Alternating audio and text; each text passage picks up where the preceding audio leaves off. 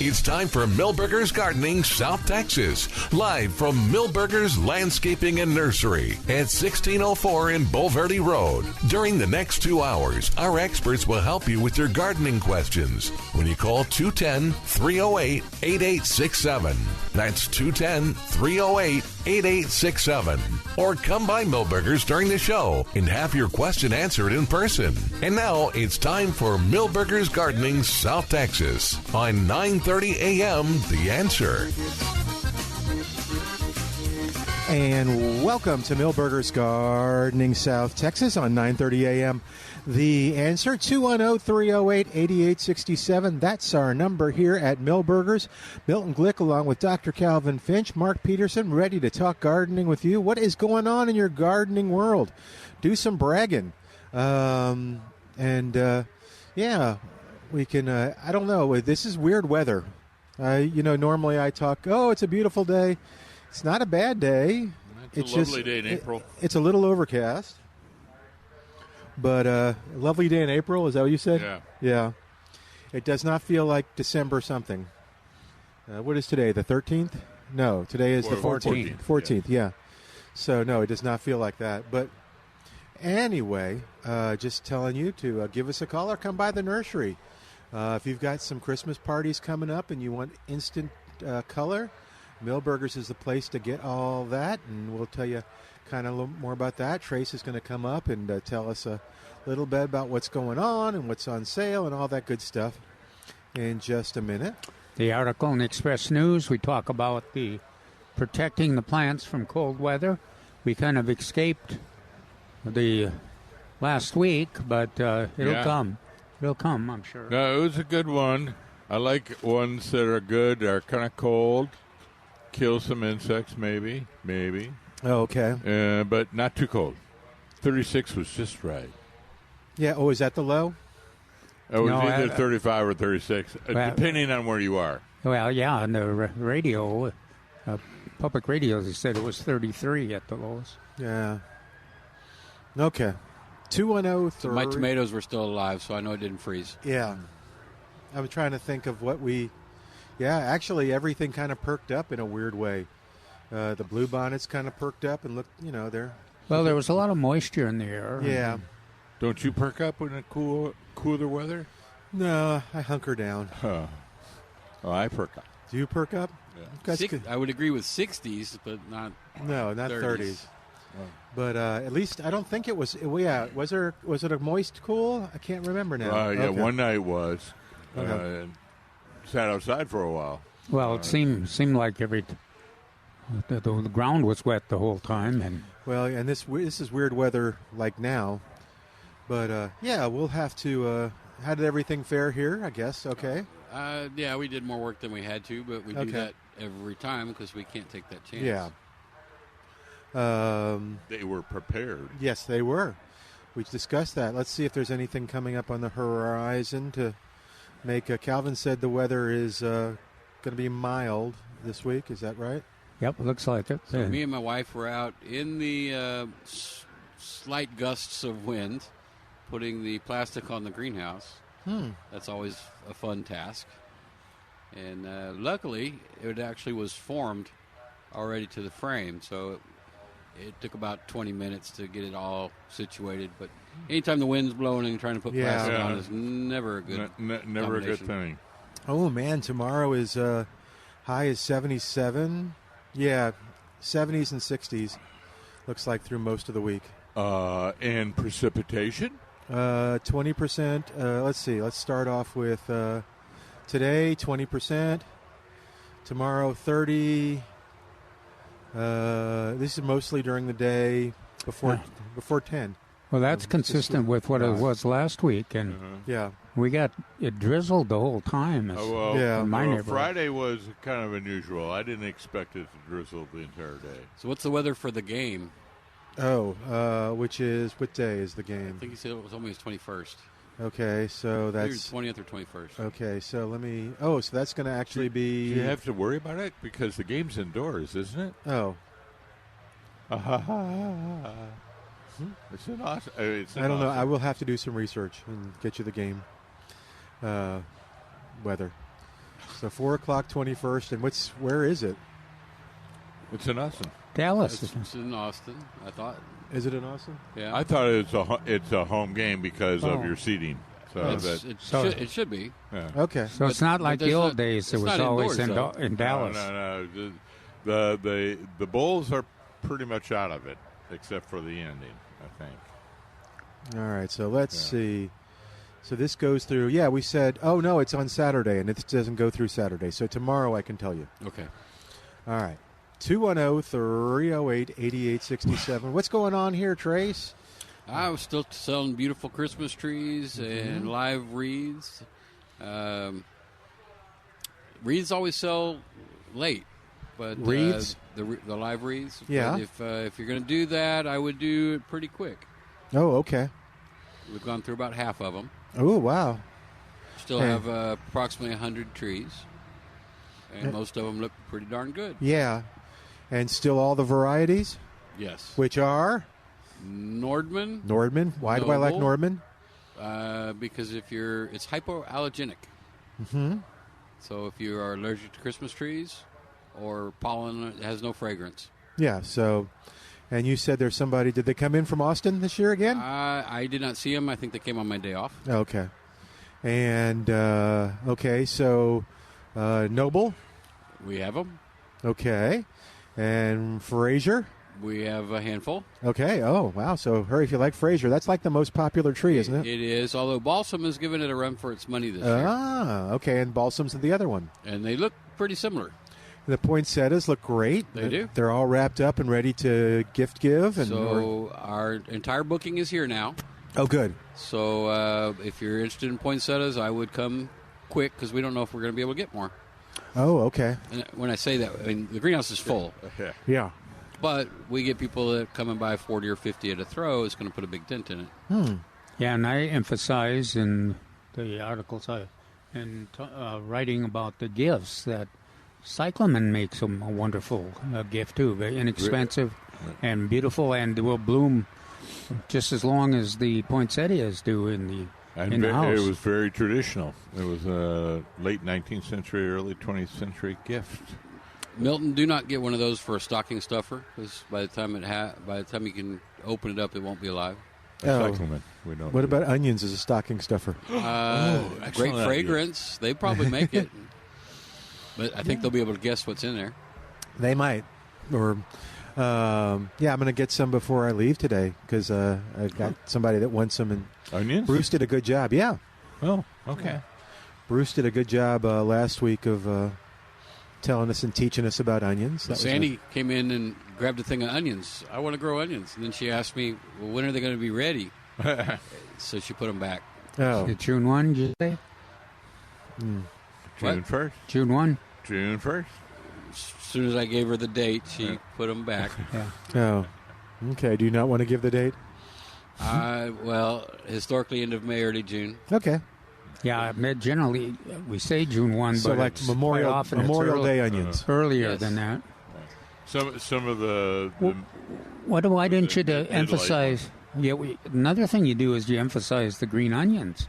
I think you were the one that brought that up. Well, it's easy to get both, yes. But my suggestion of her planting them under the plumeria in the greenhouse, she didn't like that for some reason. Oh. We don't have enough ground, so it's all in pots. All right. So we got the onions. Yep, got the cyclamen Christmas cactus. We do. We got to have Christmas cactus. Yeah, quite a few of the 4.5 inch. Okay, they're pretty in there. Primrose. Yeah. Poinsettias. Norfolk pines. We've got a handful of those. Those are Hawaiian Christmas tree would be the nickname for it. But if you want an indoor plant that you can keep for a while inside, that gives you the Christmas feel, that would be it. That's another one that works well in the those areas surrounded by, like office space with the. Well, what is the plant? The maples do so well in there. And these so do the Norfolk Island pines. No, I always remember Norfolk pines in the corner of an office. Oh, okay. Corner of a room in the office. But they do grow. Well, let's go right to the phone lines now at 210-308-8867. Does it work? Yes, it does. All the way from Lytle. James is on the line at 210-308-8867. What's going on, James? Hey, I got a few quick ones here, about three. I was holding my question from 2 weeks ago when I couldn't, when you had no technical difficulties. So anyway, Thank you. I still got the question because it's still an issue. It's not really an issue, but what do y'all recommend? Meyer lemon, which I've been cutting or lemons, 1 or 2 every day, and I drug it in, thinking it was going to freeze. It only got to 33, but better safe than sorry. Anyway, long and short, before I brought it in, when I went to pick a few, I could smell fragrance, and on the other side, it sporadically got some blossoms on it. Should I take those off, or does it matter? Say again now? You got... Yeah, tell us one more time what's going on. Meyer lemon. Meyer lemon, yes. It's in full, I'm harvesting right now. Big lemons, 1 or 2 a day. But it's blooming at the same time. Sporadically, it's got blossoms on it. Should I remove those, the blossoms?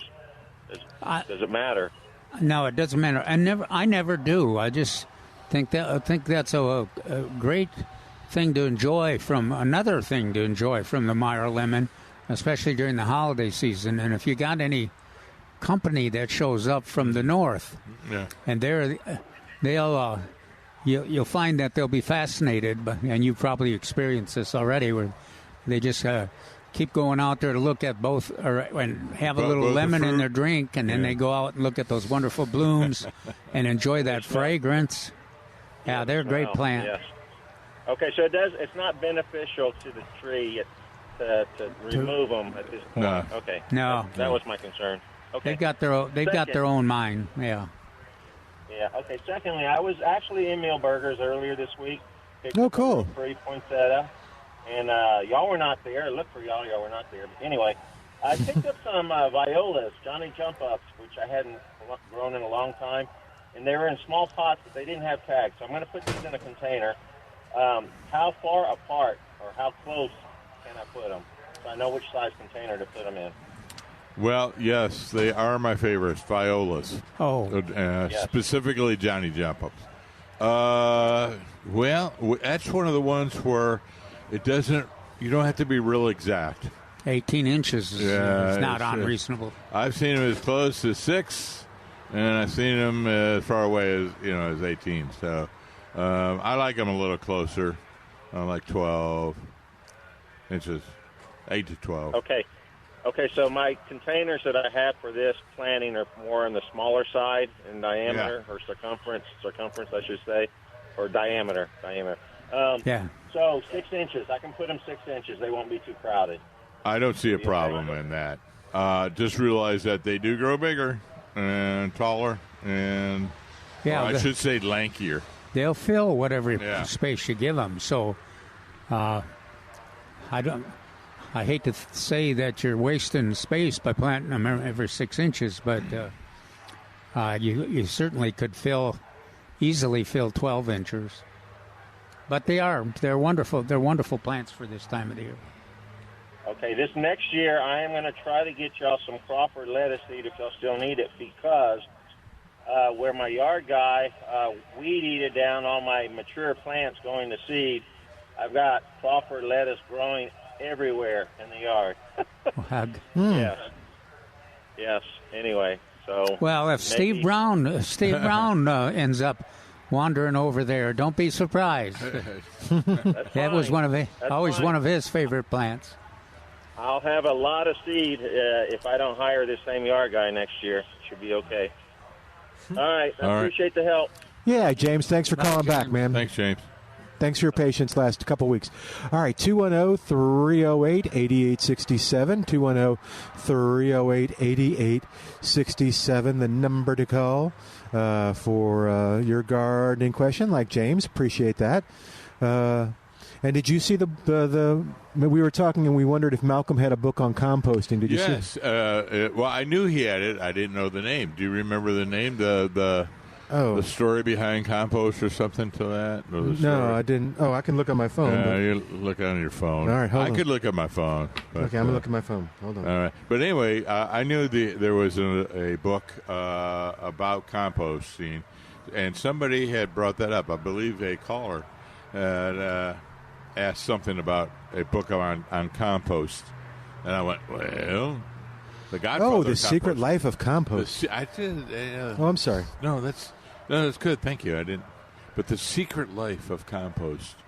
Now, Malcolm. It sounds like one of the Monarch books, Yeah. Secret language of butterflies. So there could be a 2 books right there, stocking stuffers. Mm-hmm. This one's going to be hard to find.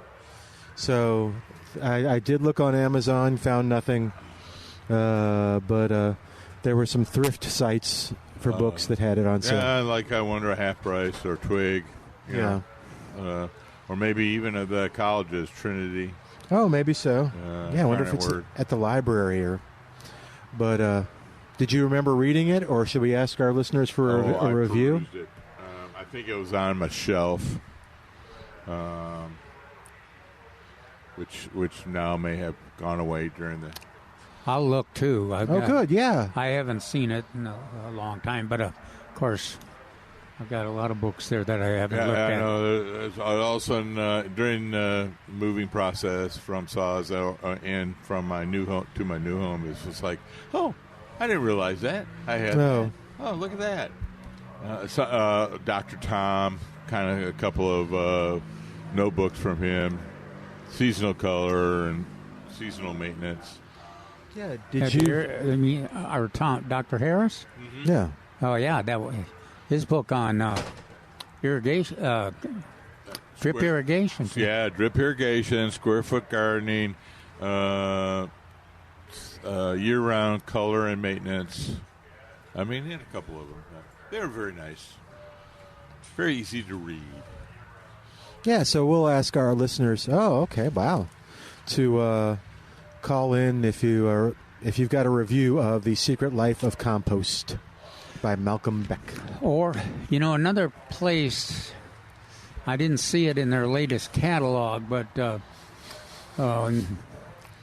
what is the one, Native American Seed Company? They've got they have a couple of good, really yeah, good they got a lot of books in their catalog. Yeah, I was going to say even their catalog is very good. Yeah, it is excellent. A lot of stories on that, but they do have several books. So Native American Seed in Junction, Texas. All right. 210-308-8867. 210-308-8867. Starting to see the winter grasses come in. Are you seeing that? Yeah, for sure. Yeah. Okay. Yeah, and that getting a lot of questions about that. And, of course, the key there is sustainable winter lawn and just keep it mowed. Every 2 weeks is all, and you don't have to water it. And do we have annual rye? Oh, Trace is putting on his headphones. And why shouldn't I do it? Yeah, we don't do it. So the old-fashioned variety, you'd have to mow it every 3 days. Oh, my gosh. And you'd have to mow it twice because you'd have to mow it one direction and it'll lay down. Then you got to come back the other direction and mow it. So, no, we don't carry that one. Okay.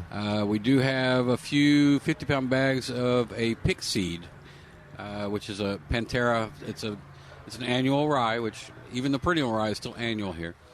But this one was selected for its shortness. So it'll still need to be mowed, but not anywhere like the old-fashioned one. Okay, cool. All right. Let's take a quick break. While we do, give us a call, 210-308-8867, 210-308-8867. More in a moment on The Answer.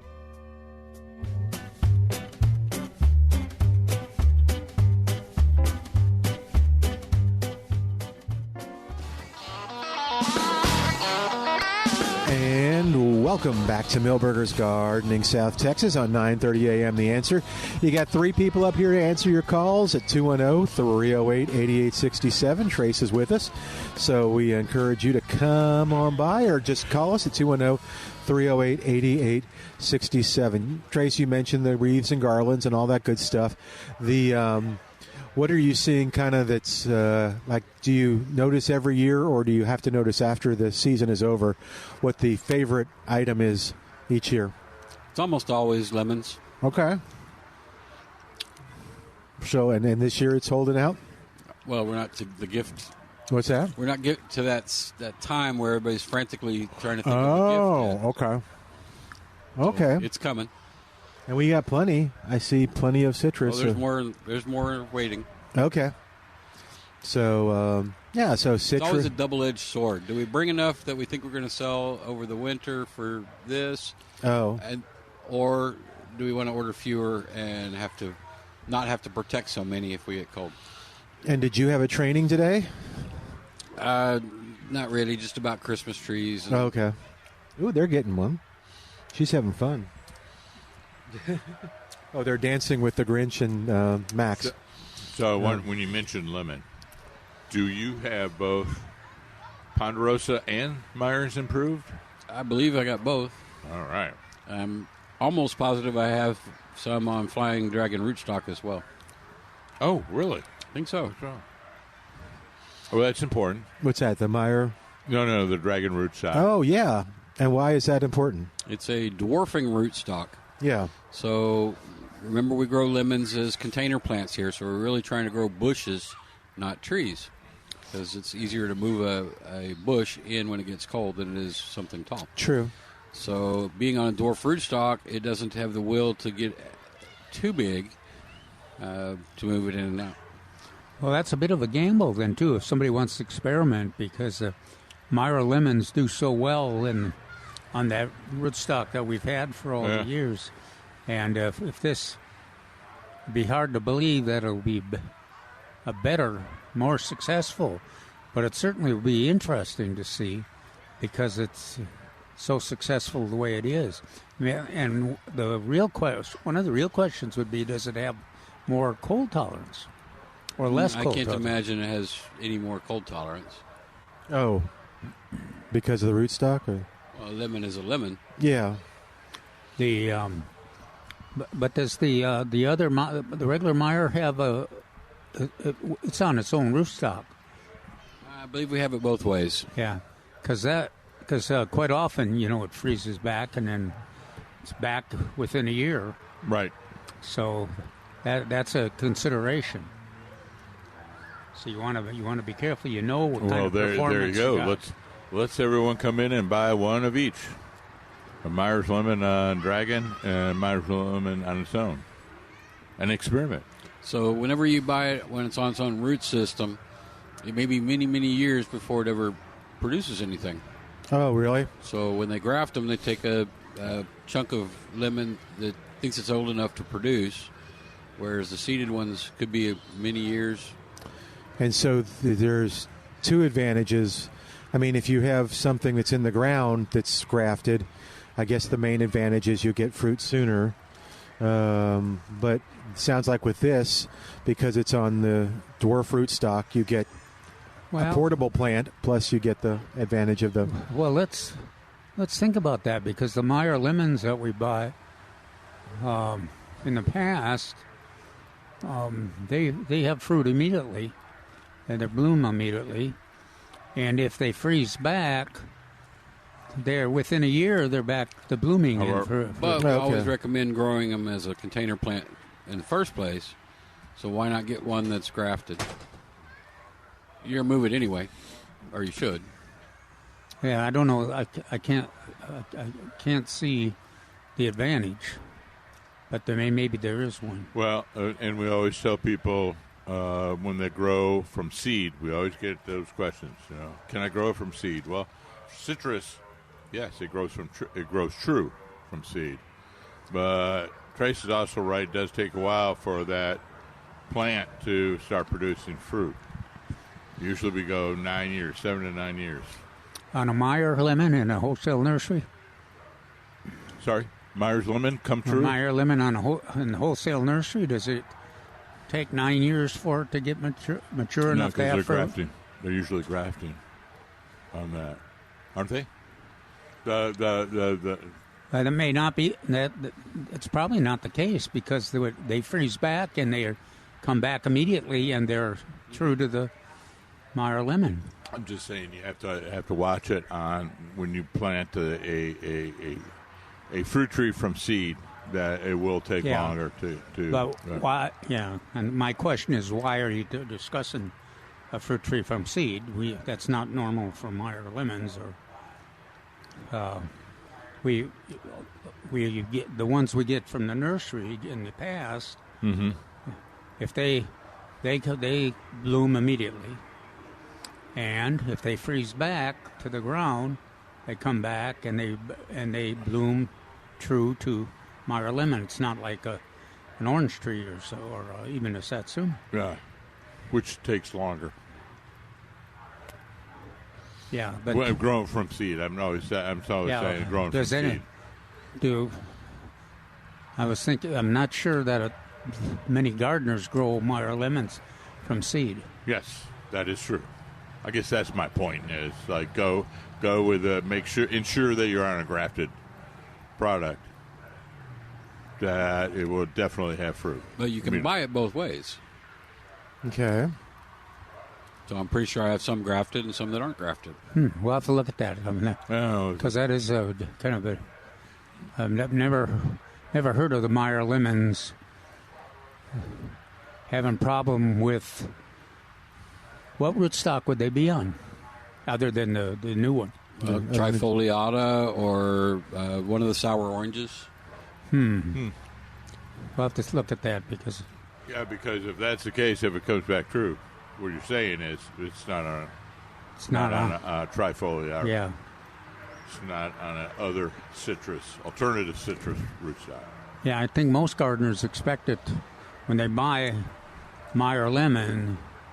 They expect it to be on its own rootstock because when it freezes, it comes back true. Seems to be, and just ask me. I've frozen many of them. Most expect it to be grafted. Okay. Do most people honestly know whether it is or isn't? Probably not. No. Probably not, or probably? Yeah, probably not. Okay. But we have both. We know, and we encourage those people to call in, and we receive those calls, and they say, well, I got this part that's looking a little yellowish, and then I got this other part that's really vigorously growing, but it has huge thorns on it. Yeah, that's the thorns are the... Yeah, so. And you hear that almost on every one with the satsuma or an orange. Yeah. It was an orange or something, yeah. Oh, there goes a tree. It's going home. All right, 210. How's that working out, Trace, with the new system of loading them?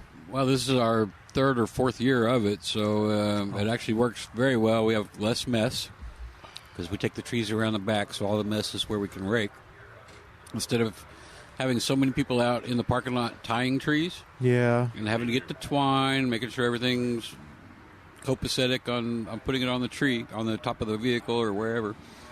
Now it's all centrally located, so it only takes 2 to 4 guys to do all the trees, whereas it used to take teams of 2, and we'd have 10 teams. Oh, okay. Is it quicker, too? I guess so. I think it's quicker for everybody. Okay, good. I'm sure the customer doesn't care. Well, we used to have to, like when we saw a tree, we'd have to stand out here and wait for them to come by to show us what their vehicle was. Oh, okay. So you'd have those 2 tied up doing nothing, waiting for that customer to check out. All right, 210-308-8867, 210-308-8867, or come on by Millburgers. It's overcast but pleasant. A little chill, maybe a little dampness in the air. It's warm. What's that? It's warm. Yeah, it is Sultry. warm. What's sultry warm. Sultry. Thank you. It's throw mark from the train. Are you referencing that movie with Sultry, or you just did it anyway? Oh, okay. All right. Let's see what else is going on. Oh, living tree. You mentioned some of them, but mention them again. The living Christmas trees that you have, in case people. And what do they do with them now? What do they do with them after the holidays? Because we've only got like 10 days. So we've got some arborvitae, some blue point juniper, some cedar deodoras, and there's something I'm missing. But the Arizona cypress. Cypress, rosemary. Yeah, I like the rosemary. And so they can decorate it, have it inside, enjoy it, and then go plant it in the yard instead of sending it to be recycled at Millburgers. Aha, that's true. You like that? Yeah, nice segue. You're getting good at this. Well, and those are at least 2 of the species we know have a record of filling spots in the landscape, doing a good job. Deodar cedar and the Arizona cypress. Yeah. It's one of my favorites. If you are looking for the medium size, the arborvitae and the other ones do a good job too. We just don't think of them as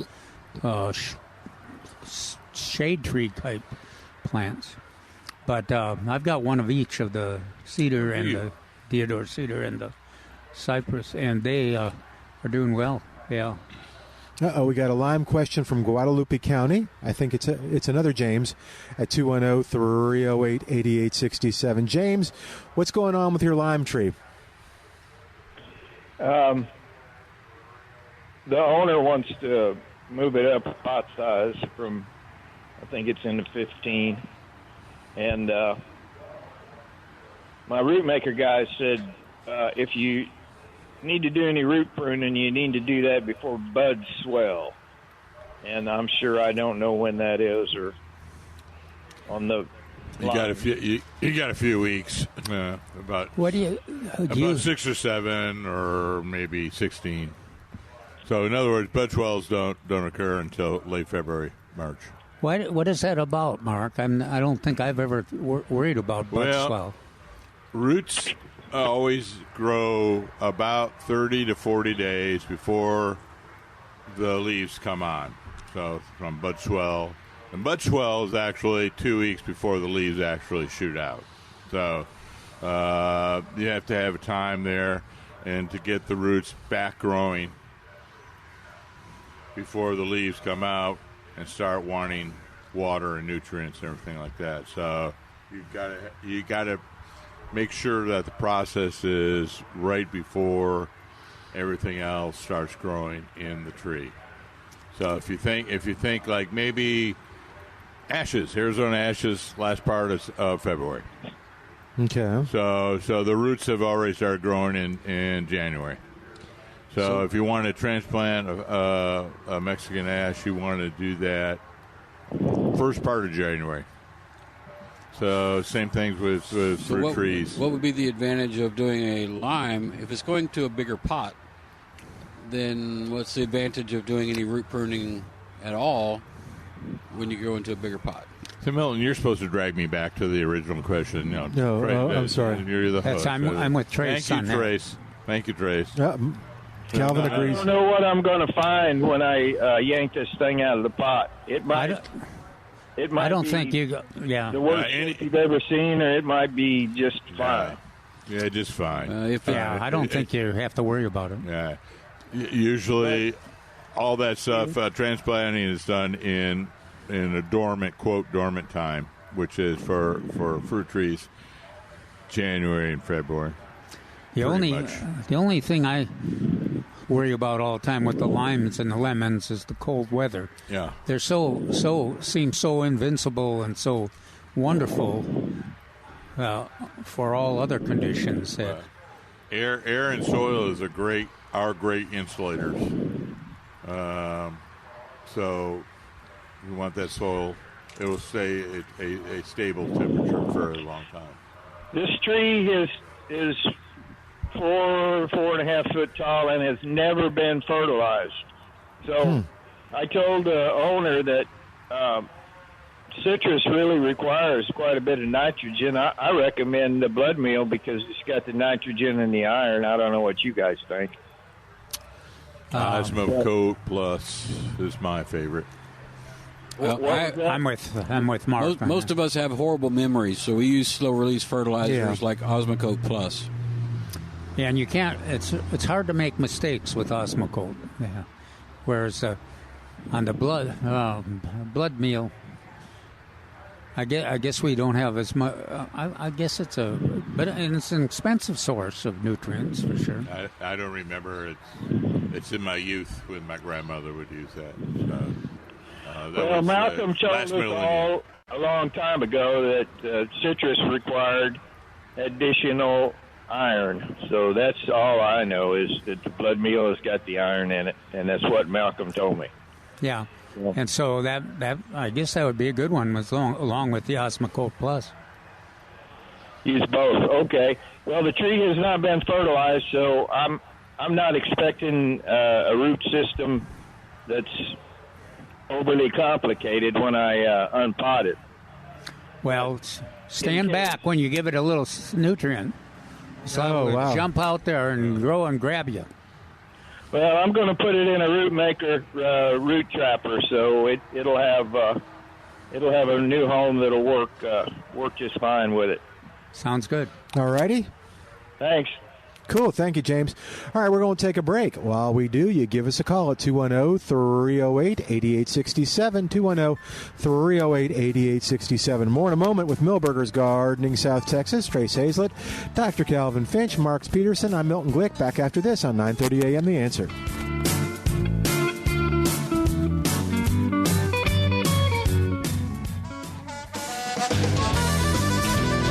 Welcome back to Milberger's Gardening, South Texas on 9:30 a.m. The Answer, 210-308-8867, 210-308-8867. Give us a call, be a part of the show. A couple of really good questions, kind of got the debates going, so that's good. So what's going on in your world? Another issue out there that we talked about a few weeks ago was the pentas and our whopper begonias, and regular begonias. They're all continuing to do pretty well. I didn't see them get affected one bit by the 33 degree that we had. And now in the case of some of the areas where I've converted, I had some of the shade tolerant summer plants. There's not as much variety or choice for the winter time, but I've been trying the pansies and the calendula, and so far they're working pretty well. In the same site that you would have the pentas and whoppers? Some of the pentas and whoppers, yeah. Yeah, well, of course, those pentas, if you get, they can handle two hours of sun blast in the afternoon without phasing them. But a little more than that, and they decline. And then, of course, the begonias seem pretty invincible unless it gets really cold. So they're still out there. Yeah, it is an interesting time. Yeah, the whoppers are still look good. So the interesting time of the year, even though it's December, as the weather has been, we could do some other summerish species as we transition into the winter ones. So that's why I was finding out at a couple of sites that I was been this past week that the pentas look so good. I was like, look at that. It's amazing how well they colorful. Yeah, they look better than they looked during the summertime. Oh, really? That's interesting. They like this kind of weather, I think, as long as they get enough light and not too much. And then, of course, those cyclamen.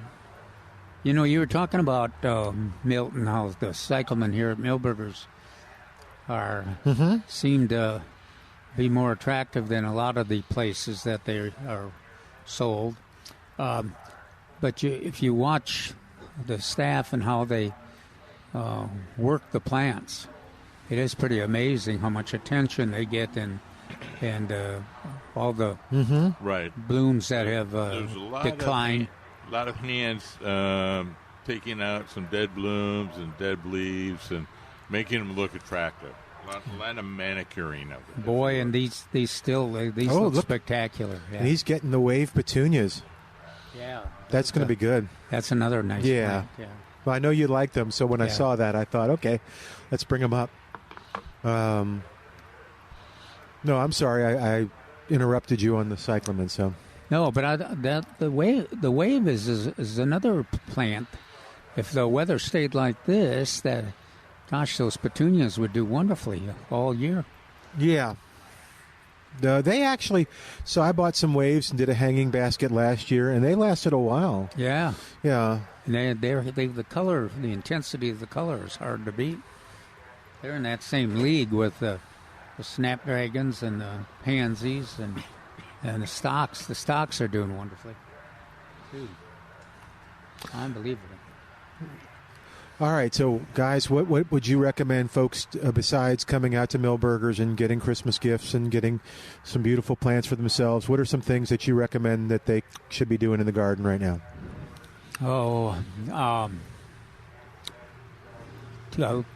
Nursing your tomatoes. Okay. Okay. Mine, and Trace mentioned this too. Mine are continuing to produce. They don't want to ripen as quickly as they were when it was warmer, but if they got full size and they've got a little color in them, take them in the kitchen counter and they'll ripen up fast and they'll be wonderful. I gotta do that. I don't know. Mine still are kind of. Did you have any spider mites? No, but remember I told you it was in a container and it was under a tree, so it only got partial sun. So I'm a testament to how not to do it. Yeah, mine.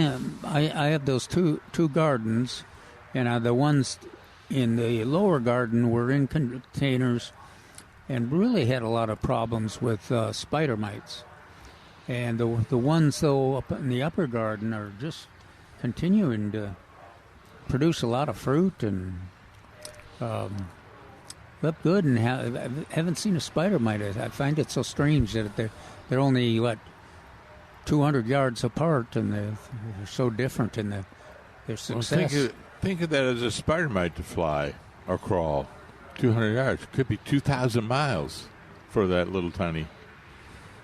Well, maybe not. They're pretty aggressive. I think they could make that quite quickly. I suppose too with the air movement is a factor. Yeah, I think that's what the big thing is. Yeah, if the wind blows down kind of into the lower area and brings those spider mites along with it, it doesn't take them. If the weather cooperates, it doesn't take them long to create a lot of young ones, and then you got, once those spider mites get established on your tomatoes, it's tough to control them for sure. And then if you have a few good years, you don't go ahead and use that the seaweed extract, and then that by the time you notice how bad the spider mites are, it's too late to prevent any kind of population growth. It's better as a preventative than a. It is, yeah.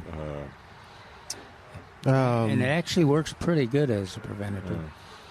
So, if I have not fertilized yet for my winter fertilization, too late? Or for your lawn? Yeah. I would think. I'd be switching, I think.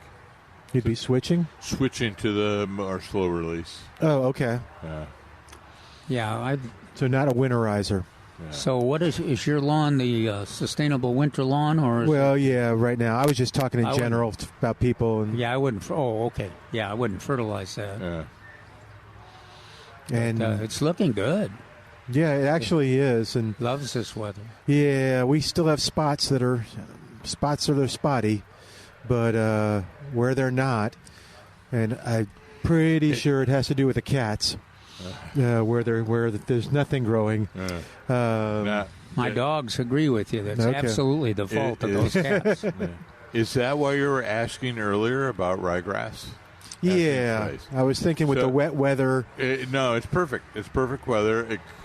For ryegrass, it actually could be cooler. So we're looking at mid-60s. Okay. Lower. And so, but there's rainy weather, and that'd be.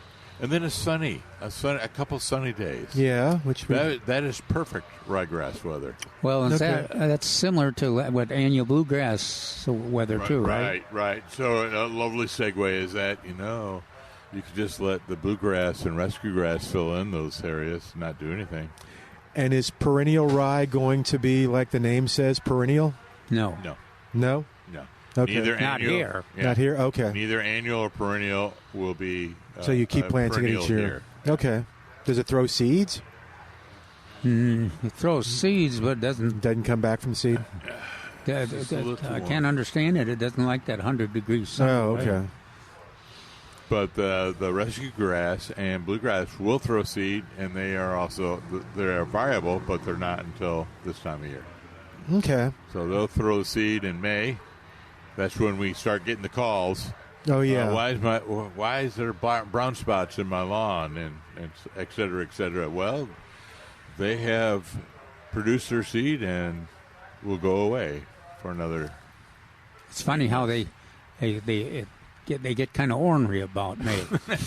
Right now we talk about positive terms of the sustainable winter lawn, and then in May, the son of a gun would just why is it dying? You mow it and it's up there I've full size again in 2 days.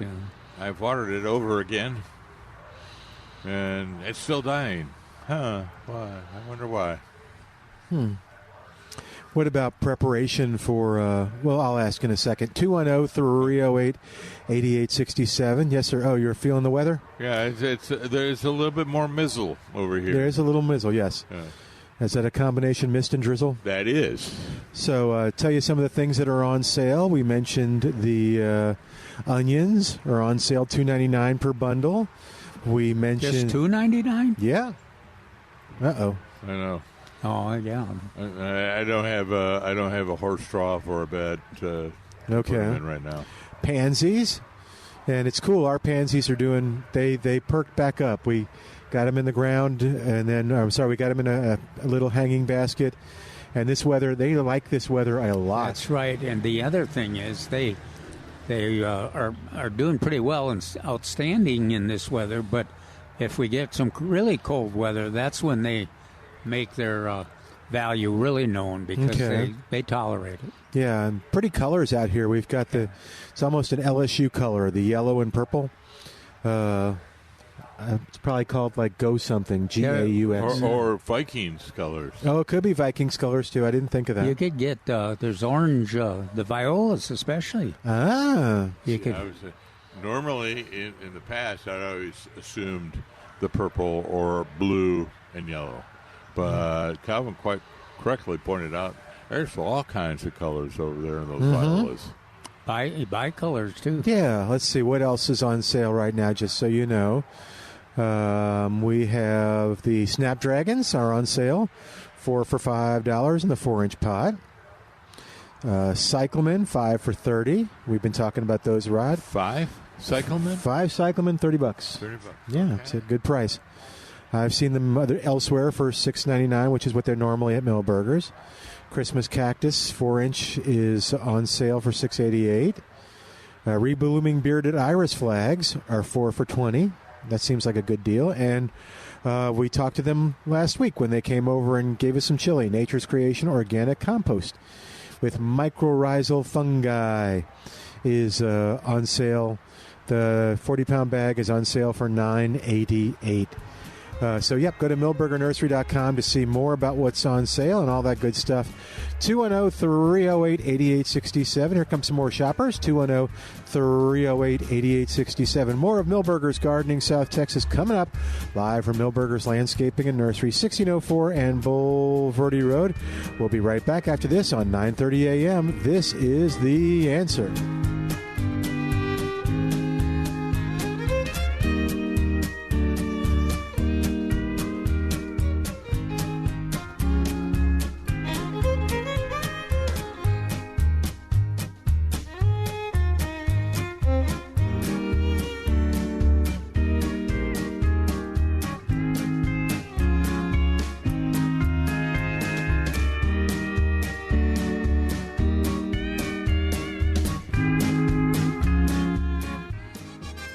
We're back with Millburgers Gardening South Texas, live from Millburgers Landscaping and Nursery at 1604 in Bulverde Road. Come out to visit or call us at 210-308-8867. That's 210-308-8867. And now back to Millburgers Gardening South Texas on 9:30 a.m. The Answer. Welcome back to Sorry, swallowed wrong. to Milberger's Gardening South Texas on 9:30 a.m. The Answer. Dr. Calvin Finch, Mark Peterson, Milton Glueck sitting on the porch. Trace will join us shortly, I'm sure. But, got a gardening question, a gardening gift idea that you want to share with our listeners. If you want to do a review of the composting book, Malcolm Beck's The Secret Life of Compost, that would be good. In fact, James kind of talked about Malcolm a little bit, which was cool. But yeah, let's have some fun. See my trace trap?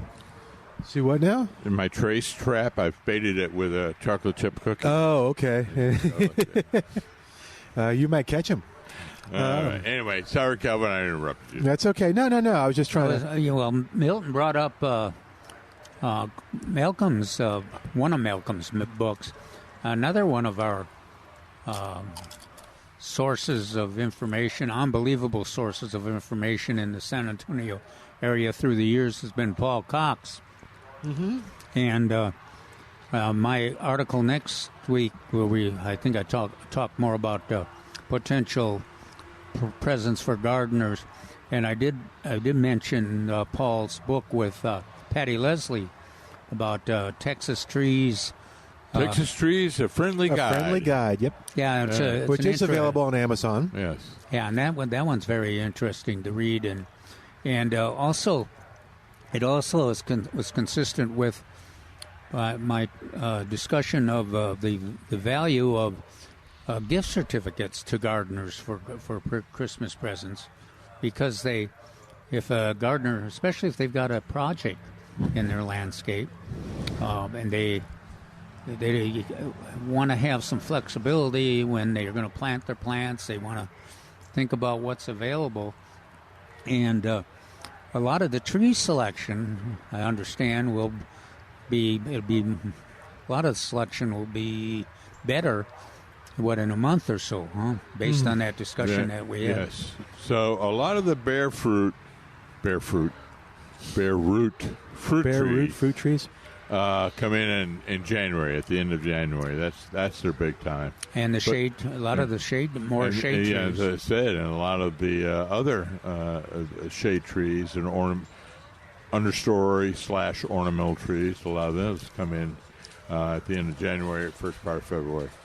And you get that book get a gift certificate for your gardener, and you get that book by Paul Cox and Patty Leslie.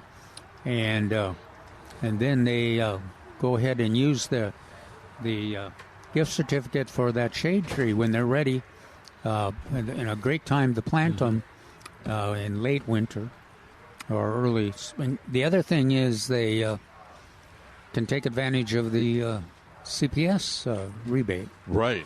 And that list, that permitted tree or species list, has been expanded over the years. It's a lot of trees which we would consider more ornamental / understory are now eligible for that tree list, that tree rebate. That's the CPS Energy Green Shade Rebate, and that's available first week in October through the end of April, funds permitting. So that's a good one too. So you get maybe a certificate plus you get the rebate. Yeah, I had a gardener send a question about they had been up north. I think it was Michigan. They were just fascinated by the colorful maple leaves and other leaves in the north, and they were wondering about what the choices were here, and so what do we got a few choices, including crepe myrtles. I see. Well, it's always then I wrote an article a few years ago on GardenStyleSanAntonio.com.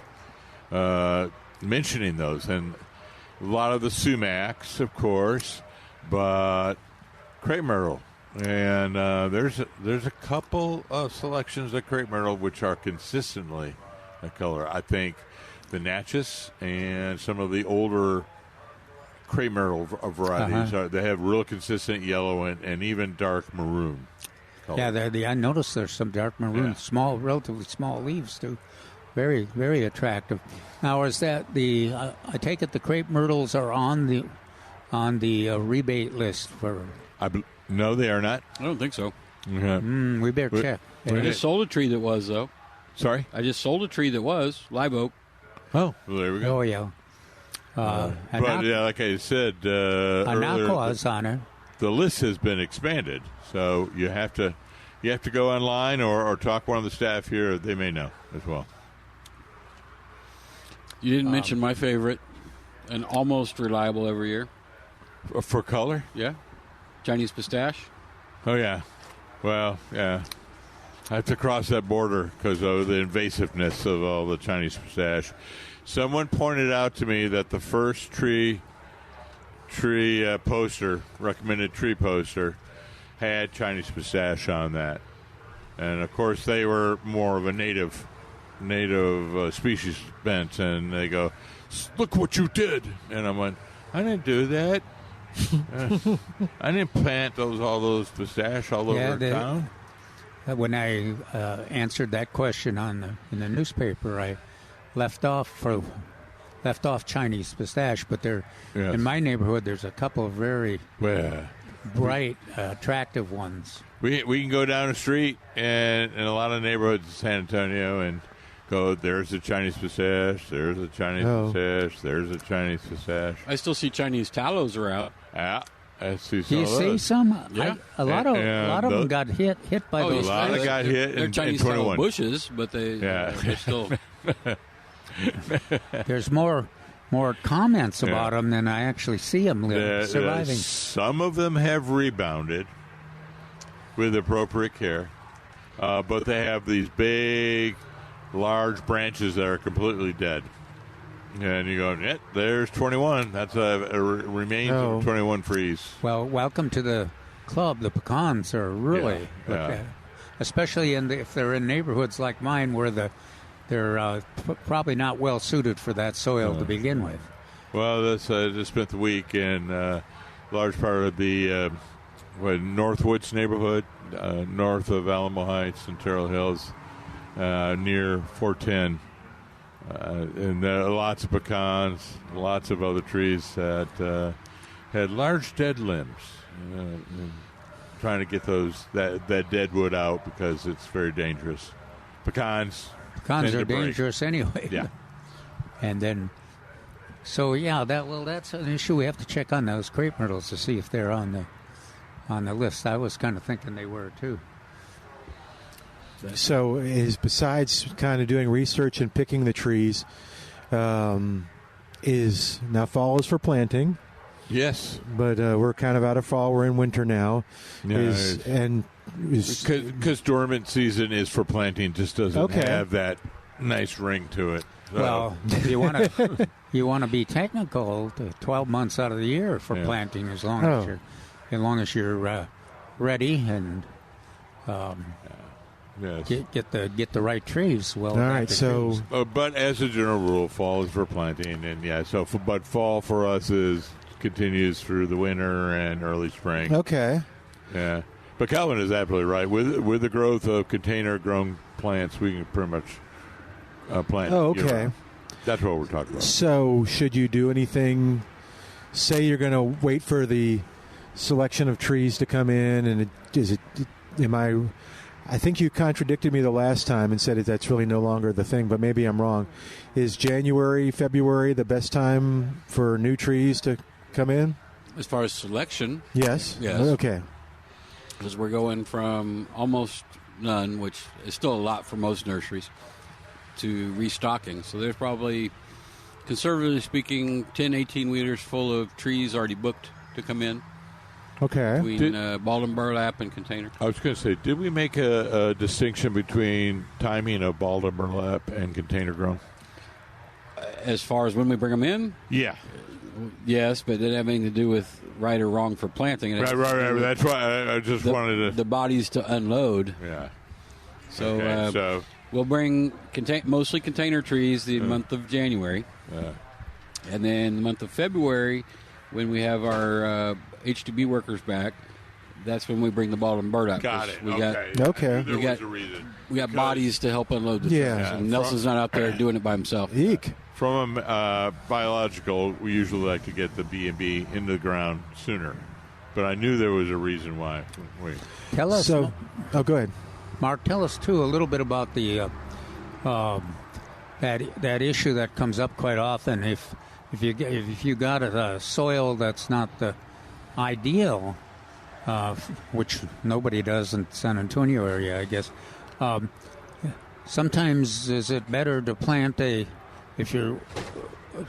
smaller version of a shade tree and have it be established quicker, and then will it outgrow a larger tree sometimes? Well, yes, always better for a smaller tree from a long-term growth aspect. So if you want some immediate, what do we call it? Immediate Gratification. gratification. Thank you. That's the word I'm looking for. From the UT person. Then you get the larger one. But from a long-term investment, you get the small one, because the small one will always supersede the larger one over time. And it's a little bit of more insurance on those large ones if you go ahead and ask Milbergers to plant them for you. Yeah. The larger one, what we can do on shallow soils, actually, it's allowed by the arboricultural industry and standards. We can actually plant half of it in the ground and slope the soil up to the top. Okay. Just the opposite of what they did in our neighborhood. Well, in other neighborhoods, and even still, I can't complain, because back in the last millennia when I was in school, we were trying to plant at grade. Okay. But we now know that, well, lots of times in production, they keep planting the tree a little bit lower. In other words, they put dirt on top. And so by the time it's ready to plant, the root collar, trunk collar, is actually well below the ground, so we plant a little bit taller. Second thing is the media that is usually grown in will decompose over time. Does it ever shift when it's watered? So you put it in the ground and you think you've got it a little bit above the collar, a little bit above the right, and then it falls down. And then you water it and kind of... Yes. Okay. And a lot of times it's because of the media that it's being grown in. Oh, okay. Huh. Or, yes, like the scenario that I've just sold that tree for, he just yanked out a tree. Yeah. Those roots are going to decompose over time and will sink. Yeah. So I told him he should leave it at least 2 inches above grade, knowing that that's going to happen. Yeah, and that's the standard we're at now. Okay. So 1 to 2, preferably 2 inches above the grade, for that very reason. Okay. And I'm just it's amazing. happy to see another tree went home with somebody just now. It's amazing how the well-adapted species that are on our list, how they will respond to that kind of a planting. Well, that tree that Trace just sold is, I say, the live oak tolerates man's abuse more than any other species. It's a good one. And is there anything, I'm trying to think, so what about preparing now for later? For that, when they come in? For going to heaven or what? Any kind of soil prep? Yeah, kind of. Well, we always say dig the hole prior to going and getting the tree. Well, that's especially important, too, for our living Christmas tree. Yeah. Yeah. You want to be could. ready for action there. You want to know where you're going to put the tree, and you want that hole dug, and you want to have enough help. Right. Because that's not quite as light as one of these wonderful Christmas trees without a root system on it. How long can you keep the living tree in the house? Well, we had a lot of debate on that. That's what I remember.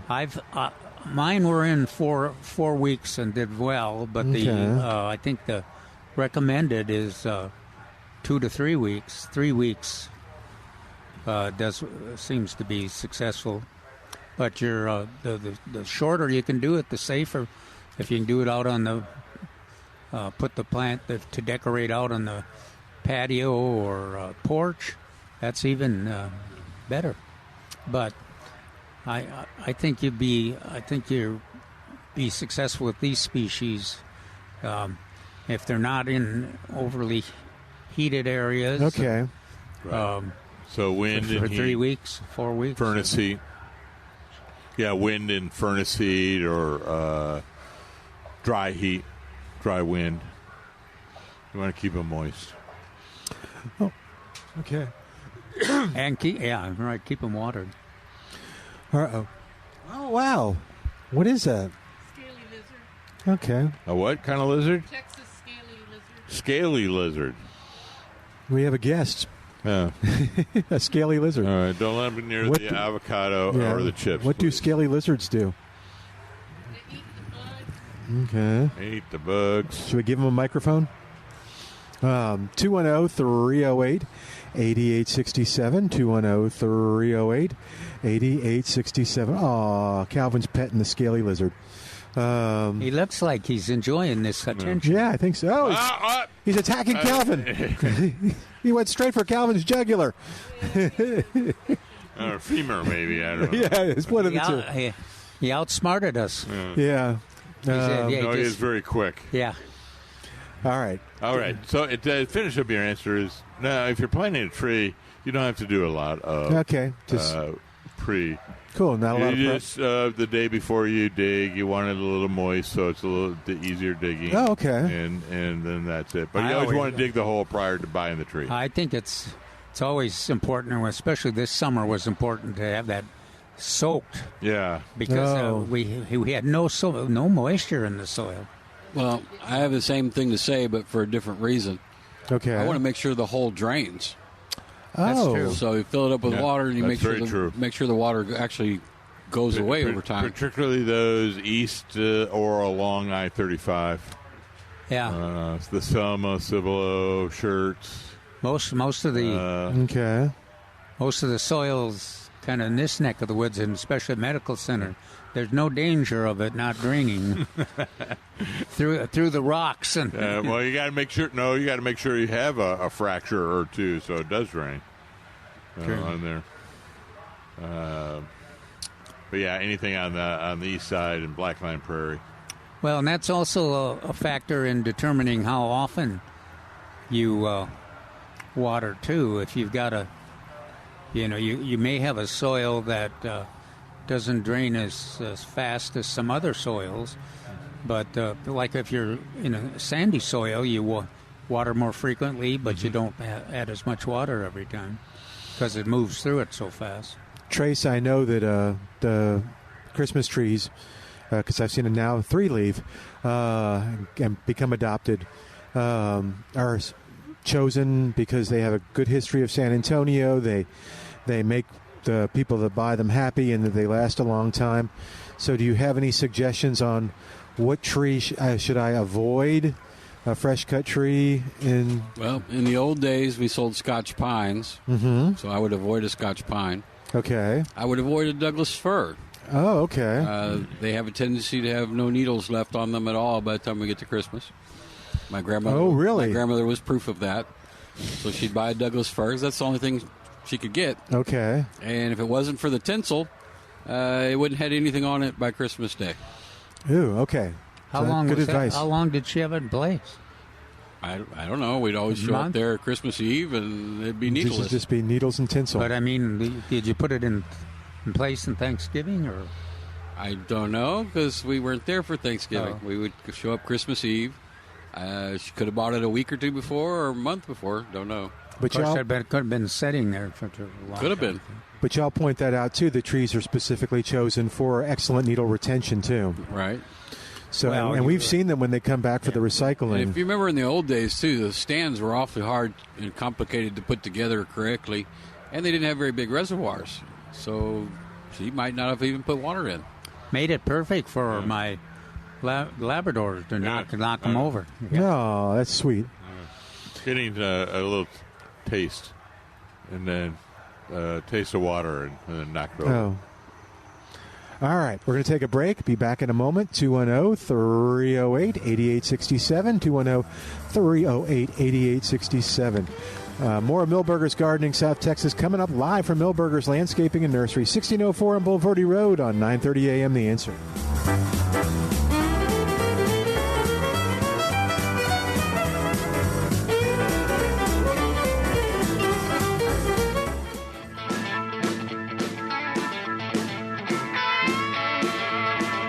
And welcome back to Milberger's Gardening South Texas on 930 a.m. The Answer. Milton Glueck with Mark Peterson, Dr. Calvin Finch. And we had a listener call and remind us of something that do you want to do before you plant that tree. You want to take a guess at what it is? Anyone? Mark? Calvin?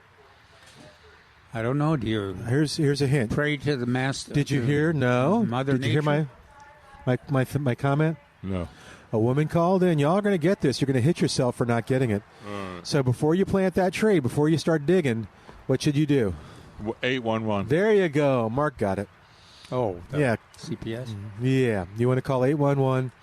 And that is that CPS? No, it it is city? it is a private concern that is paid for by all these various institutions and the state that goes out and looks for electrical wires, Yes.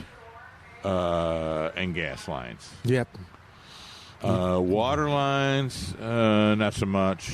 That was always an issue with saws, but they do electrical and gas. Yep. And that's who was here? There was, I guess, CPS was promoting it. Yes. But when they were telling the horror stories about people that had done it, it's like, oh man. Yes, they had not called, and and particularly if they go ahead and hit the digital lines, the new fiber optics. Ooh, yeah, ugh. Yeah, that's 6 figure. I wonder penalty. if you're operating an aerator, if you should call CPS and get that. There we go. was- Here we go again. I was just the operator. There was somebody that could have called who maybe owned the property. Yeah, who is responsible? I don't know. That you're all responsible. Okay. What was okay? I lost my train of thought, but yeah. So anyway, the caller is correct. and Way to that go, is the caller. very first thing you should do, All right.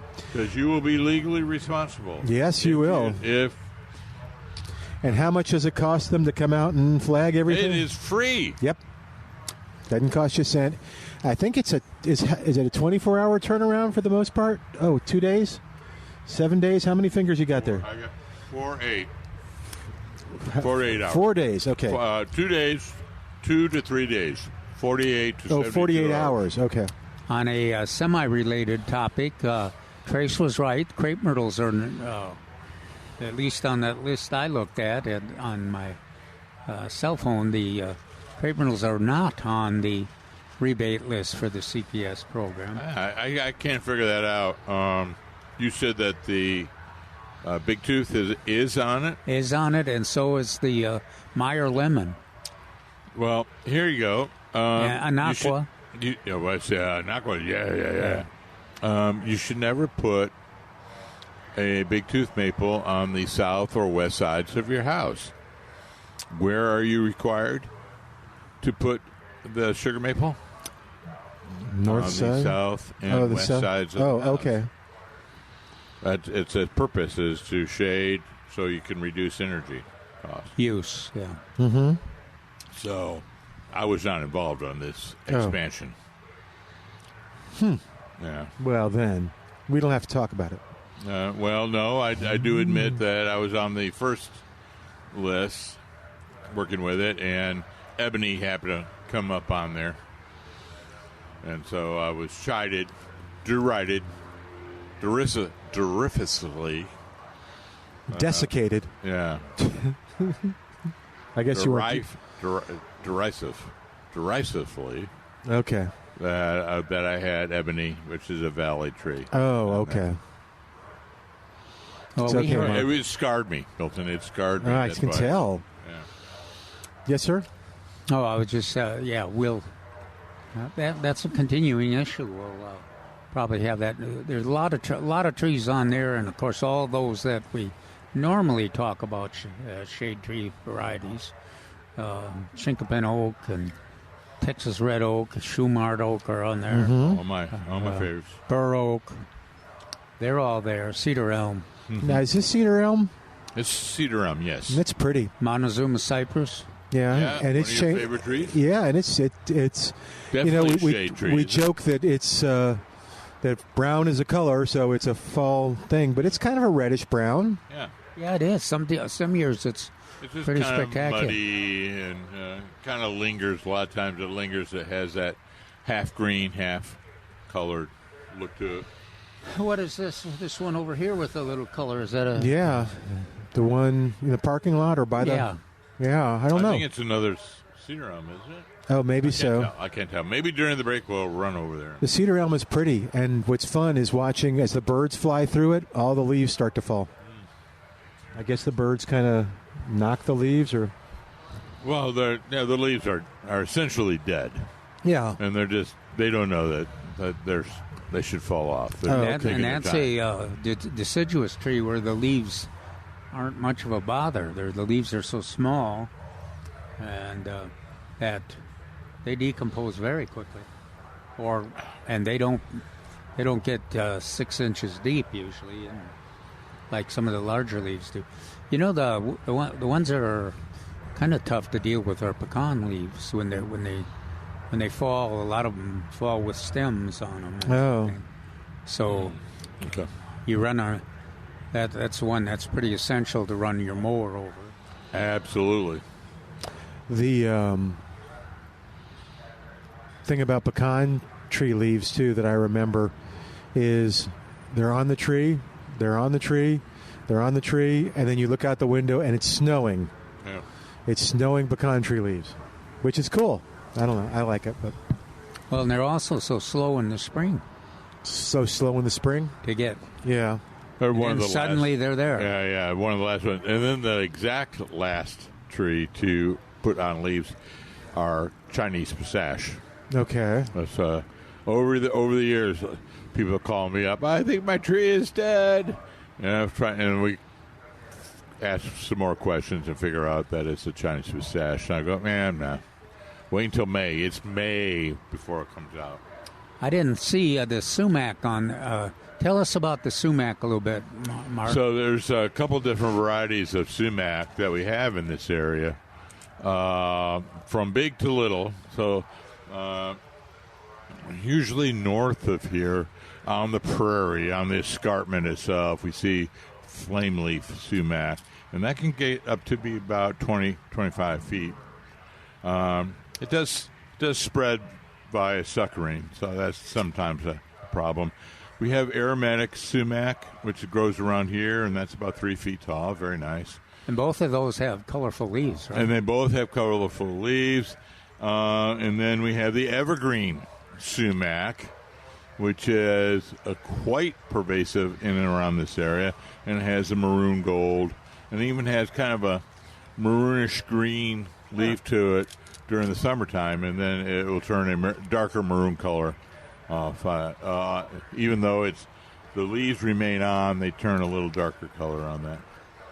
So I know that I'm forgetting a couple more because it is a large family. There's prairie and flame leaf I already mentioned, and a couple other. But the interesting note is, the Chinese pistache is closely related to it. Okay. So you can see where the color comes from. And all of them, as far as I know, all of them produce berries that correct that the birds like and do a good job, and they are good cover plants. And even the early pioneers made a sumac tea, or a lemonade rather. That's interesting because it does have a citrus taste to it. Okay. Very cool. Well, that's those species are. Paul Cox does well in this book. Yeah, right. That's why a lot of times I'm referring back to the book from memory. Hey, it's a great book. There's an acknowledgement. Oh, is there one to you? Yeah. Oh, how nice. Yeah. We gratefully thank Mark Peterson for all his wonderful help in the development of this book. All right, 210-308-8867, 210-308-8867. Going to take a second to mention Pruski's Market. I want to give you a tip. We did this yesterday at the station and and they were a big hit. So if you are looking for a party tray with sausage and cheese and different summer sausage and different types of stuff, I highly recommend you go to Pruski's Market. It was the hit of the place. So everybody was munching on stuff, and it's beautiful. It looks really, really pretty and decorative. And Pruski's, that's just one of the many things that you can get at Pruski's Market in Atkins, Texas. Call ahead on that one, and I'll give you the number. But I'll tell you the website, pruskismeatmarket.com, pruskismeatmarket.com. Call ahead. We had to, and because you want to get it the day you need it or the day before you need it, not like a week in advance, because then it's not quite as fresh. But yeah, so if you're looking for an old-fashioned meat market with delicious, delicious food, outstanding beef, chicken, if you want sausage, great sausage. When I went to pick up everything, I got some terrific sausage, so I'm excited about that. Haven't cooked them up yet, but looking forward to doing that.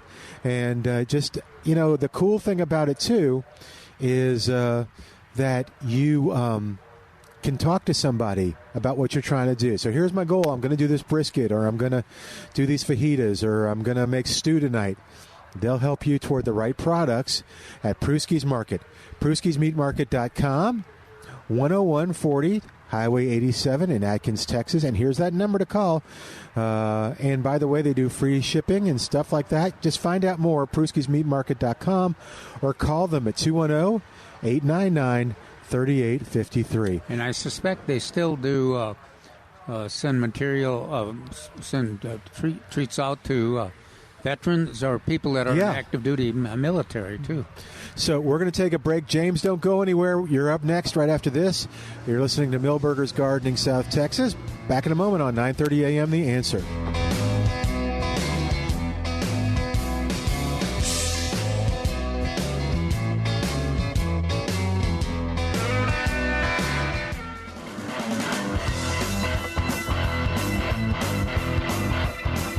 Welcome back to Milberger's Gardening, South Texas on 9:30 a.m. The Answer. James is back with us at 210-308-8867. What's going on, James? Hey, listen, I knew I had a third question, and I couldn't I thought so, too, yeah. I had a brain freeze, but I'm back home unloading groceries, turned the radio on, and then it came to me. So when I was in the nursery earlier in the week, I got some, and that's one of the main reasons I went over, was to get some onion transplant sets. And so what I want to do is, although we like the bulb onions, but we eat a lot of green onions, when they're real small, the little green onions. I cook with them a lot. We just eat a lot of them. Buy them at the grocery store. So I got a bunch of these, and I'm going to put them in a trough, shallow trough. How close can I get away with putting them? Because this trough is not real big, and still be successful. I don't want them to really bulb out, but just crowd them in there. How crowded can I put them in there? Well, 4 inches works really well, but I think you might get by on 3 inches. Yeah, for what you're doing. Uh-huh. Calvin and I usually say 4, but for what you're doing, you could go very close, much closer. In other words, 3. Well, and of course, you got a tolerance level here. They don't have to be perfectly the same size every time either. So you can kind of pick and choose the. I was hoping to get away with closer to an inch or maybe 2 inches, but that would be too close for the root systems. You think? Well, it'll be a little harder. You might experiment, James. Then you could let us know if that worked. Yeah, especially. I was going to say maybe you're going to have to do a little bit more maintenance, a little bit more adding of fertilizer and. Yeah, it would take. You need to get plenty of nitrogen, of course. and some water. Now, that leads me to the next question, which I forgot to ask. The only thing I really have on hand right now is some of that Osmocote Plus. So would that be wise to mix some of that in before I put them in? Osmocote Plus, I think we want a little bit quicker. Well, I use Osmocote when I do it in the containers, and seems to work well. Yeah. I know. Both Trace and Mark talk about it being not as fast as I somehow imagined it was something like the 1959, where a portion of it was available immediately, and it seems like that is. Maybe. Yeah. Okay. Well, But I think you'd be okay. Yeah, but it'll be that right now. But I can pick some of that up next week at the feed store. So would it be best just to forego the Osmocote and just wait and top or side dress with the 312 slow release? What you're recommending would be better. Do you have? I would just use the Osmocote. Yeah. So if you did the Osmocote right away, yeah, then you got a better chance that those nutrients are going to be ready for action when the plants get in there anyway. Yeah, okay. I'll do that because I have it on hand, and I'm going to mix it into this potting mix before I... Good idea. Yes, absolutely. Okay. All right, and so I'm going to put them really close, let y'all know. So how deep? I haven't planted onions in quite a while. How deep? They're not fussy. But... I just the rooted portion, the white portion. Yeah. Or just maybe like a yellow or red. Yeah. I just say just cover it so it's covered. I just make a trench. Oh, okay. And I just lean them. Oh, lean them over. Lean them right in the trench, and then I just come back and just push the soil on top of them. So it's not anything fancy. In your 2-inch situation, you probably have to be a little fussier about getting the soil in place. Well, I like that trench idea. Take the trowel and make a long line and put them on your appropriate distance. Yeah, what I used to do when I planted in the ground was just get me a metal rod and poke a hole and stick them in there and kind of pinch them together. But I'll try that trench. I don't know if it'll work with the container I'm going to use, but I'll give it a try. All right, I appreciate it. I'm glad I could get back in because I'm going to try to do that this afternoon. Oh, good. Oh, yeah. Tell us how it goes tomorrow. Variety. For what I'm trying to do, what variety would y'all recommend? Personal taste. Well, what is the improved 1015Y? Yeah, that's the 1015. Start with an L or? What's that? Well, I'm just trying to compare. When I was in the nursery, I actually called down to Dixondale to ask for advice what they would recommend in the late for what I was trying to do in the late. I would. Of course, I would go based on the ones I like. Yeah, I like personal Red taste. Creole, and I like 1015Y. Yeah. Or the Granix, the white Granix that. There's that improvement over the 1015Y is a good one too. It always works. Oh, Candy. That's the one you're thinking of. No, it's not Candy. No, it's gosh. Can you think of it, Milton? I have to go over and look. No. And get all 6 or 7 that we have in the bins. What time is it? I was going to make a quick run over there to see you. But anyway, but personal taste. So I want a Red Creole, and if I had like a 1015 or a Granix, and then a white Bermuda. She told me the white Bermuda. That's the one I got. I hope it'll work for what I'm trying to do. Yeah. Well, because I like white, and I like red, and I like the yellow. So I wanted ones that I. The white Bermudas are certainly pretty when they get with the big. Yeah. And pretty when they're all chopped up too. That's why I like them. All righty. All right. Thank you so much. You bet. All right, Chaz is on the line at 210-308-8867. Hey, Chaz, welcome to Milberger's Gardening, South Texas. How you doing today? Doing great. Hope you are. Yeah, thank you for... I just caught the tail end of your remark. I'm running some errands about sumac And I was wondering, I live over here by 1604 I-10 area. It's basically a rock pile. And some of my soil is about 2 inches deep in good places. And I was wondering, do I need to just hammer out and dig a really deep pit for it? Or how will it survive over here, basically? No, it's really good because you can go to Friedrich Park, Wilderness Park, and walk on the trail and see what all the sumacs that are available. And you notice it's not very much soil. So you're just digging down as far as you can get and get the smallest plant you can get and plant them out there. So, and you may get some fruit. Now, I'm not saying you should take fruit from the city park or not. I will deny that in a court of law, but you better, because Mitchell Lake went after me when I suggested that people get their sunflower seed from. Out of the one, there's a trail where sunflowers and Russian thistles were and very prominent. Yeah, but so I'm not saying. Find a neighbor that's got. But anyway, that's a good area. You're right in a good area where there's a lot of different sumacs which you can get. So good to know. Say, the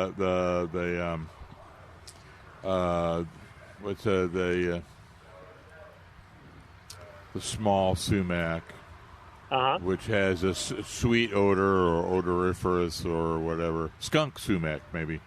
And then the evergreen sumac, and then they also have some of the flame leaf in the parking lot of the Frederick Wilderness Park. Good to know. Hey, listen, what about Indian hawthorn? If I could ask another question, I've had a terrible time trying to grow them. I think I've lost 3 different ones trying to get them started. What am I not doing? Well, they kind of fell out of favor about 18 years ago, because we had a big freeze and a lot of the Indian hawthorn froze or died. So they haven't become very popular, but I don't think Indian hawthorn's going to grow very well for you on that thin soil. Okay. Maybe that's my issue then. Well, and then that's why I say look at that evergreen sumac. It will do exactly what you want. All righty. Thank you kindly. All right. You're welcome. Bye-bye. Bye. All right, that'll free up a line at 210-308-8867, 210-308-8867, the number to call to be a part of the show. So what did I hear? I could go pick at a city park with Mark's permission? That's what I heard him say. He said, go nuts. Trace, you were right on the crepe myrtles. They are not on the list. Yes. And I still don't know why. Well, because crepe myrtles can be anywhere between 18 inches and 40 feet. Oh, okay, yeah. And if you just say crepe myrtle and... By the way, did you see that, or if you go to the website, the minimum size is now down to number 3. It went from a number 5 to a number 3. That's good. Yeah. No, and it's because of the nurseries such as yourself stating that fact on availability. So I don't know exactly all what's on there, but yes. So large input from the green industry, specifically retail and wholesale tree nurseries, talking about what is available and what people can afford, and there you go. All right, 210-308-8867. How's the houseplant selection? I know it's okay. I mean, it had to go down to have room for poinsettias. Okay. But it will go back up, and we are going to have a houseplant seminar in January. Oh, with cool. David. So hopefully we'll be able to restock it before that happens. But if not, we still have a pretty good selection. And somebody was talking to me about, see if I don't know the name of it, dark green leaves and a yellow bloom at the top and white. Zebra plant. What is it? Zebra plant. Oh, cool. Do we have those? Or will we? Well, I'm pretty sure I saw some in there. Oh, good. We got zebra plants. I'm trying to remember the real name. Ophilandra, I think, is the real name. Are those a good house plant? It is reasonable. Okay. So that was one of the first house plants I can actually remember my mother having. Oh, neat. Okay. You don't want to know why. Why? Okay. Now I do. Well, she put it too close to the monkey's cage, and oh dear, he shredded it, and yeah. That happens more than you know. Yep. No, man. If I had a nickel for every time, I bet a lot of people come every in with that time your problem. monkey shredded a zebra plant. Yeah, I'm like going, well, now I want to know about the monkey. Yeah. Do you want to tell us about the monkey or no? I had a pet monkey from as early as I can remember, so probably 3 or 4 years old. Oh, okay. Lived 27 or 29 years. I can't remember. Wow. Which. Oh, there's the zebra, and it is a pretty yellow flower, right? Mm-hmm. Okay. Almost shrimp plant looking flower. Yeah. I can see that. All right, Trace, as we begin to wrap up today, what do you want to bring up to our listeners, and what do you want to talk about? Anything? Don't procrastinate, because it may not be available when you're ready. Okay, such as? Christmas trees. Okay. Living wreaths. Poinsettias. Yeah. Cyclamen. Oh, yeah. Yeah, all of the. Yeah, if you're looking for something to carry to make your holiday visits, in-laws, cyclamen is very inexpensive, easy to grow, and really showy. On sale. Carry it. Beats a bottle of wine as far as cost. Mm-hmm. By a lot. That's what I think. I think, the bottle of wine is good for a short period of time, but the cyclamen keeps on giving throughout the season. Well, Mark, tomorrow we'll have to talk about, were you talking about an article that you had that talked about how to care for your... Yeah. A couple of callers mentioned about how to take care of amaryllis and other plants. And so I went, I wrote an article for the Garden Style San Antonio. I told my wife not to call you. So I looked it up this morning and was reading it, and so there was a few specificities that I had kind of glossed over, that I talked over to people. So I wrote down a lot of the Christmas plants. So how to take care of them after Christmas. Okay. That's right. Can we talk about that tomorrow? Yes. Okay. You want my short answer? Yeah. Throw it away, buy yourself something else. Man, that's rough. Spoken like a true retailer. Oh, and can I tell you what plant has now become a Christmas plant? Sure. Spike, my fire spike. Oh. It's in the house. It's doing great. The brother, Snoopy? Is it blooming? What's that? It is blooming. Yeah. But no hummingbirds inside. No hummingbirds in the house. Your fire spike. I'm like going, the brother? It's funny. We have that's Snoopy's Snoopy? brother. No. Yeah, from I don't think we've seen many hummingbirds for weeks. Oh, is that right? Yeah. Which some years we do, but this year hasn't been a great hummingbird fall. Nolan's harboring them in his living room. Yes, we've got them in the living room. The trouble is getting the remotes from them, because they're just like, they're all over the place. They steal the remote. They watch what they want to watch. They don't care. All right. So we got that. Don't procrastinate. And then I imagine if I come in here, your finely trained staff, if I tell them, okay, here's what they kind of like, here's the yard they have, they can kind of guide them toward maybe something that they think the person would like. Sure. Okay. Plus, look at the... Mary's the best at that. Oh, Mary's the best? Okay. Very patient person. Yeah. Okay. And look at the articles in the Express News. There's 2 or 3 that talk about good gifts for gardeners to consider. Okay. And you can go to their to the website, too, and get the past articles. Yep. And so we'll talk about all that tomorrow. You get your questions ready and call us. And tomorrow, I think, is going to be even warmer. And I don't know if it's going to be sunnier or not. We had exciting news, too. What? They figured out how to do an e-gift card. Oh, wow. So, yeah, that's a thing we can do now. Very cool. Okay. We will talk about that tomorrow. You're listening to Milberger's Gardening, South Texas. Thanks for Barry doing a great job. Thanks to all our calls. And thanks to you for listening. See you tomorrow back here. Come visit us at Milberger's, 1604 on Boulevardy Road on 9:30 a.m. The Answer.